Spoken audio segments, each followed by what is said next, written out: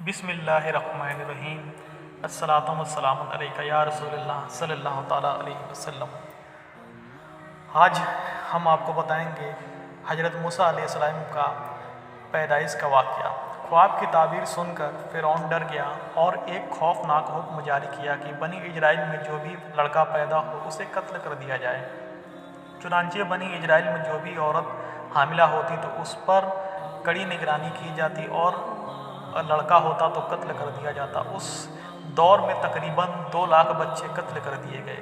हज़रत मूसा अलैहिस्सलाम की वालिदा जब हमल से हुई तो इसकी खबर किसी को न हुई।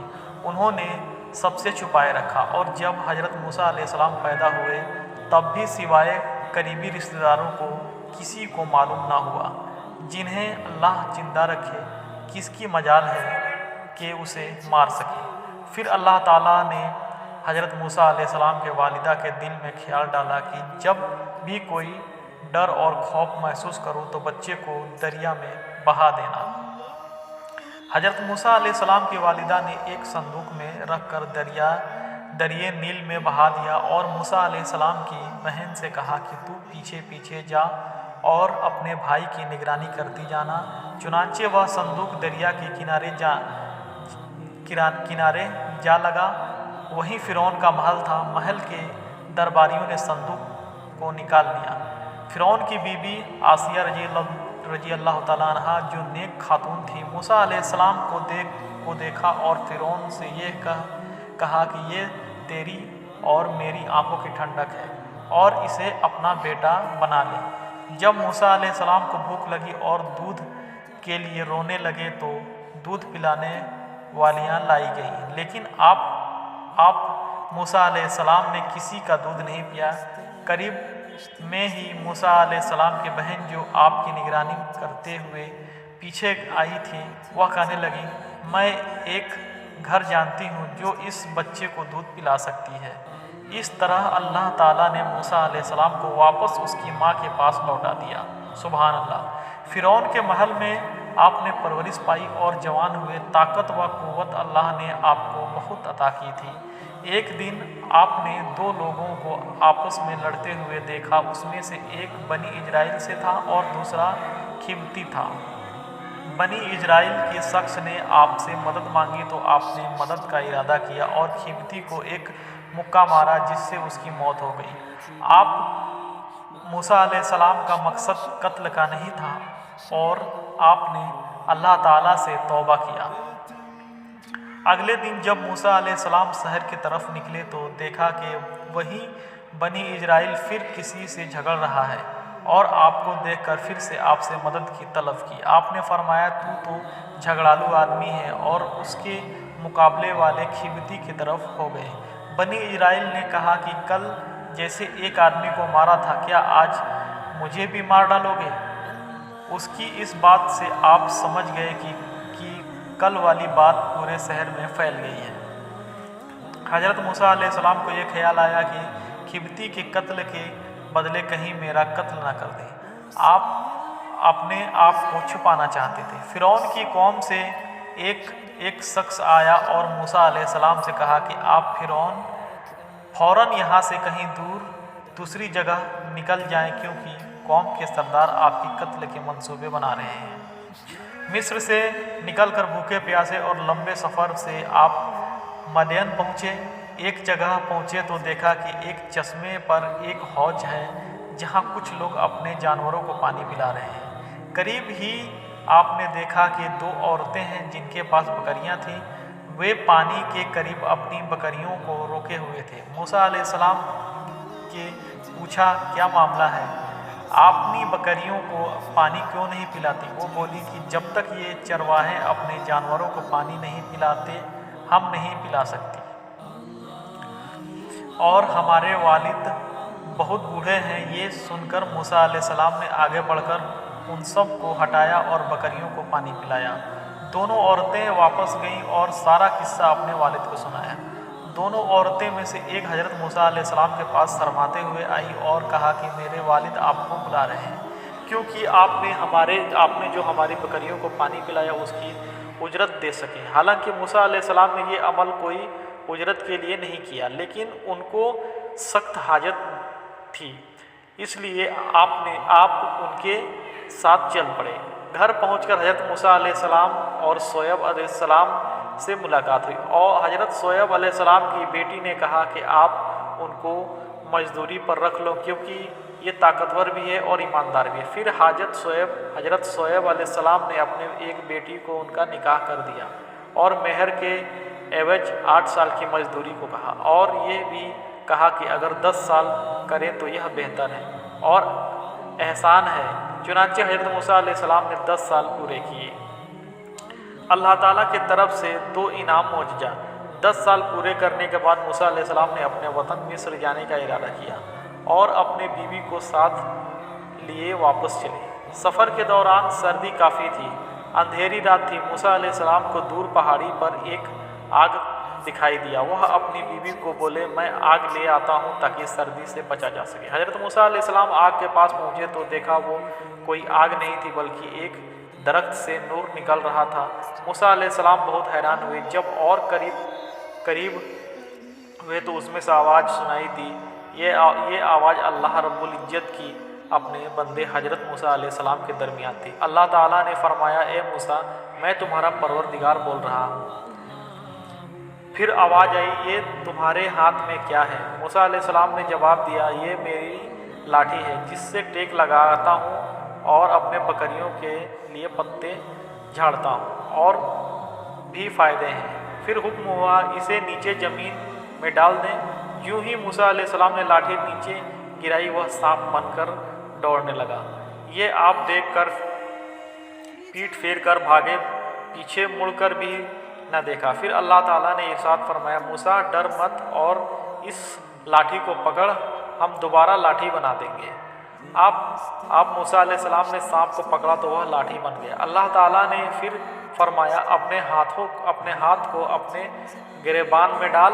मूसा अलैहिस्सलाम ने ऐसा ही किया। जब हाथ बाहर निकाला तो आपका हाथ सूरज की तरह चमकने लगा। अल्लाह ताला ने 2 मौजज़े मूसा अलैहिस्सलाम को दिए और फरमाया, फ़िरौन और उसके कौम के तरफ जा, यकीनन वो बहुत सरकस और नाफरमान है। फिर मूसा अलैहिस्सलाम ने कहा, ए मेरे परवरदिगार, मेरी ज़ुबान की गिरह खोल दे और मेरे काम में अपनी आसानी फरमा और मेरे भाई हारून अलैहिस्सलाम को मेरे साथ कर दी।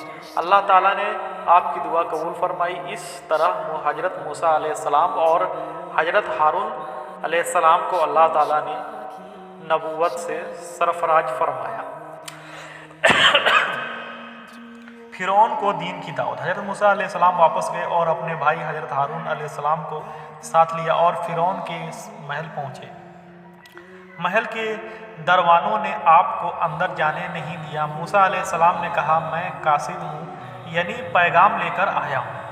तो दरबानों ने अंदर जाने दिया। मूसा अलैहिस्सलाम ने फ़िरौन को दीन की दावत दी तो फ़िरौन ने कहा कि तेरा रब कौन है? जवाब में मूसा अलैहिस्सलाम ने कहा, वो आसमानों और ज़मीनों के तमाम चीज़ों का रब है। ये बात मूसा अलैहिस्सलाम ने तमाम दरबारियों से मुखातिब होकर की थी। फिर फ़िरौन बोला, अगर तू अपने वादे में सच्चा है तो निशानियाँ पेश कर। अब मौका आ गया था कि वह दोनों मौजज़े पेश किए जाएं। फिर मूसा अलैहिस्सलाम ने अपनी लाठी ज़मीन पर रख दिया तो वह अजदहा बन गया और अपने गिरेबान से हाथ निकाला तो वह चमकने लगा। फ़िरौन ने कहा, ये तो सिवाय जादू के और कुछ नहीं है, और कहा कि तुम्हारे मुकाबले में मैं भी मशहूर जादूगरों को लाऊंगा। मूसा अलैहिस्सलाम को इसी वक्त का इंतज़ार था कि सबसे सामने दावत पेश की जाए, जादूगरों का ईमान लाना। मुकाबले का दिन मुकर्रर हुआ। फ़िरौन ने माहिर जादूगरों को मुंतखब किया और ये भी ऐलान कराया कि जो मूसा अलैहिस्सलाम को अपने जादू से पस्त करेगा तो उसे माला माल कर देगा। मुकाबले का दिन आ पहुंचा। लोग एक मैदान में जमा हुए। 40 जादूगरों की जमात मैदान में हाजिर हुई। जादूगरों ने मूसा अलैहिस्सलाम से कहा कि पहले तुम डालो। फिर अल्लाह ताला ने मूसा अलैहिस्सलाम को वही की कि पहले वो डालें। चुनांचे जादूगरों ने अपने पास से जो रस्सी और पकड़ी और लकड़ी थी उसे ज़मीन पर डाल दिया। देखते ही देखते वो रस्सियाँ हरकत करने लगीं। लोगों के नज़रों पर जादू कर दिया गया। وہ رسیاں سانپ دکھنے لگی۔ موسیٰ علیہ السلام نے وحشت محسوس کی تو اللہ تعالیٰ نے وحی کی کہ یقیناً تو ہی غالب آئے گا اور تیرے ہاتھ میں جو چیز ہے اسے زمین پر ڈال دے۔ چنانچہ موسیٰ علیہ السلام نے جیسے ہی اپنی لاٹھی زمین پر ڈالا تو ایک اژدہا بن کر تمام جادوگروں کی رسیوں کو نگل شروع کر دیا۔ جب جادوگروں نے یہ منظر دیکھا تو سمجھ گئے کہ یہ جادو نہیں ہو سکتا بلکہ ایک اللہ کی طرف سے ہے۔ سارے جادوگر سجدے میں گر گئے اور بولے میں تو موسیٰ و ہارون علیہ السلام کے رب پر ایمان لاتا ہوں۔ سبحان اللہ۔